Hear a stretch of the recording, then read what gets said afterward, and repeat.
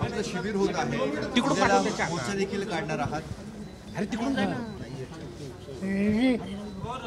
हो. हे रोल सगळे साहेब, आज एक दिवसीय शिबिर नाशिकमध्ये घेत आहात, उद्याला मोर्चा देखील काढणार आहे. नाशिक निवडण्याचं काय कारण आहे आणि काय पुढचे ध्येय धोरण असणार आहे?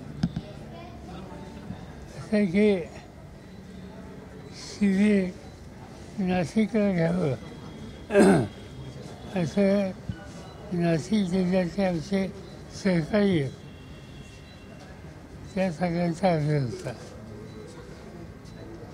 एक वर्षापूर्वी ज्या लोकसभेची निवडणूक झाली त्यावेळेला नाशिककरांनी तिन्ही खासदारकीच्या जागा आमच्या खासदारांनी आहे. त्यामुळे आमची एक नैतिक जबाबदारी आहे की इथे काही प्रश्न असले, इथे काही अडचणी असल्या, खासदारांच्याबरोबर संपर्क ठेवून स्थानिक जनतेशी अधिक सुसंवाद कसा करता येईल त्या बाबतीत काळजी घेणं हे त्याच्यावरचे आमचे उद्देश होते.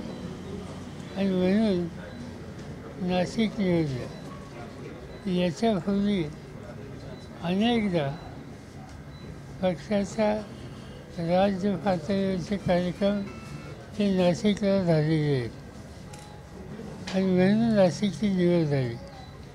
आता प्रश्न असा आहे की उद्याच्या दिवसात ते आजच्या दिवसात साधारणतः आज देशात राज्यात जी स्थिती आहे त्याचा एक आढावा घेणं आणि पुढच्या कार्यक्रमाच्या बद्दलची आखणी करणं या बाबतीत चर्चा करण्याच्यासाठी आजचं हे बैठक अतिशय महत्त्वाची आहे. काही प्रश्न आहेत, विशेषतः शेतकऱ्यांचे प्रश्न आहेत, शेतीमालाच्या किमतीचे प्रश्न आहेत, कांदा किंवा तत्सम पिकाच्या निर्यात बंदीच्या बद्दलचे काही प्रश्न आहेत. या सगळ्या गोष्टीच्या संबंधी केंद्र सरकारच्या समोर प्रश्न उपस्थित केल्यानंतर सुद्धा अनुकूल असे काही निर्णय घेतले गेले नाहीत आणि म्हणून त्याबद्दल जनतेच्या भावना ह्या व्यक्त करण्याच्यासाठी हा उद्याचा मोर्चा हा त्याच्यावरचा हेतू आहे. आणि माझी खात्री आहे की यामधून लोकांचा सहभाग मोठा राहील आणि त्यामुळं एक या प्रश्नांच्या सोडवणुकीसाठी एक चर्चा मीडिया आणि बाकीच्या पद्धतीनं सुरू होईल आणि त्यासाठी उद्याचा हा मोर्चा आहे. साहेब, काल आपण भाषणामध्ये म्हटलं होतं की राज्यामध्ये अस्थिर परिस्थिती आहे, ती शांत करण्याची गरज आहे आणि वाटेल ती किंमत मोजायला देखील आपण तयार आहोत. काय नेमकं म्हणायचं आपल्याला? एक्झॅक्टली अस्थिर असं नाही. सामाजिक ऐक्य हे महाराष्ट्राचं वैशिष्ट्य होतं. त्या ऐक्याला कुठेच धडा बसतोय, त्याच्यावर तणाव येतो आहे, त्याचा मी असा शब्द वापरला होता, त्याची वीज होते असं चित्र या ठिकाणी दिसतं. आणि हे इथंच आहे असं नाही, राज्यात आपण बघतो हा असो प्रश्न, तो आरक्षण असेल किंवा आणखीन काही असतील, यामधून समाजामध्ये कचुता नको याची काळजी घ्यायची गरज आहे. आणि आम्ही त्याच्यात सामंजस्य निर्माण करण्याच्यासाठी जे काही करावं लागेल त्या दृष्टीनं आपली तयारी असली पाहिजे, हा माझा विचार त्या ठिकाणी मांडला. साहेब, सरकारने जो GR काढलेला आहे मराठा आरक्षण संदर्भात, त्याने मराठ्यांना खरंच लाभ होणार आहे का? आपलं काय यावर निरीक्षण आहे? प्रश्न असा आहे की ह्याच्याचा असा विचार न करता सगळ्यांनी एकत्र येऊन त्याची चर्चा करून याचा मार्ग काढला पाहिजे.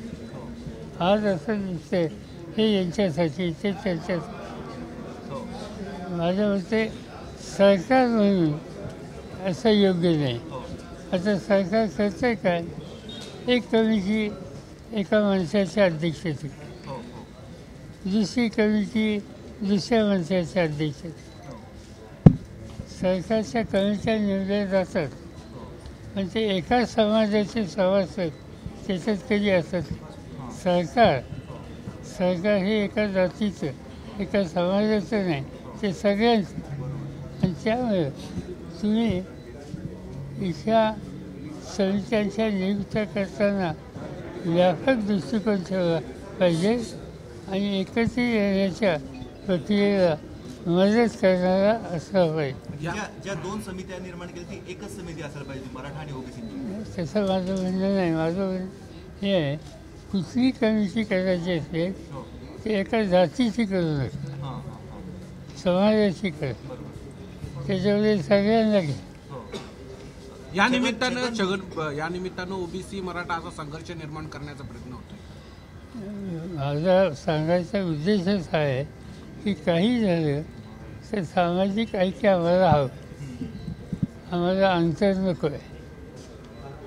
आणि त्या दृष्टीने जे जे काही करावं लागेल त्याची चर्चा आम्ही आज उद्या करू आणि नंतर त्याचा काही व्यापक कार्यक्रम घेता आला, जे काही कमिटी ठरवेल त्या दृष्टीने पावलं टाकली जातील. छगन भुजबळ 2 दिवसापूर्वी असं म्हटले होते की महाविकास आघाडीचे आणि जे मुख्यमंत्री राहिलेले आहेत, केंद्रात मंत्री राहिलेले आहेत, ते मराठा नेते याबाबत काहीच बोलत नाही, त्यांची भूमिका नेमकी काय आहे ती कळत नाही. साधी गोष्ट मी आत्ताच सांगितलं की एका जातीचं राजकारण करणं हे आम्हाला सोबत नाही.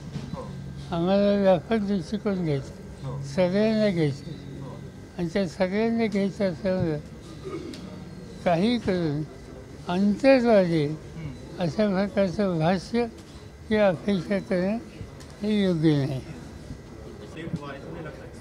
ना यानी कि बहुत महीनों से वहाँ डिमांड थी कि उन्होंने आना चाहिए, इसका स्वीकार उन्होंने किया, वहाँ गए, अच्छी बात है. साहेब, पहलगाम हल्ल्यानंतर भारत पाकिस्तान यांच्यामध्ये मॅच होत आहे. उद्धव ठाकरे त्यांच्या पक्षाने विरोध केलेला आहे, मॅचवर बहिष्कार टाका. आपण कसं बघतात, ही मॅच घेणं गरजेचं होतं की टाळता आली असते? जसं आहे ना, आता काय त्याची चर्चा करा. त्याच्यात लोकांनी भूमिका घेतली, प्रश्न एका दिवसाचा आहे, त्यानंतर बघूया. हा काही फार लांबचा इश्यू नाही. आज आंदोलन होत आहे त्यांच्या पक्षांची आंदोलन.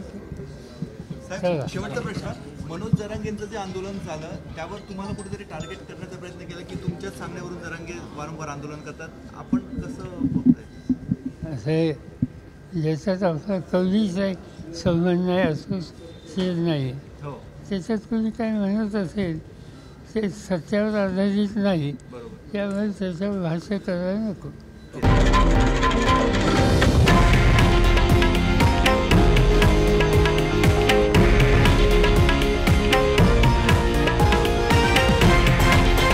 हे आहे देशातील नंबर 1 न्यूज नेटवर्क आणि आपण पाहत आहात TV9 मराठी, एकमेव.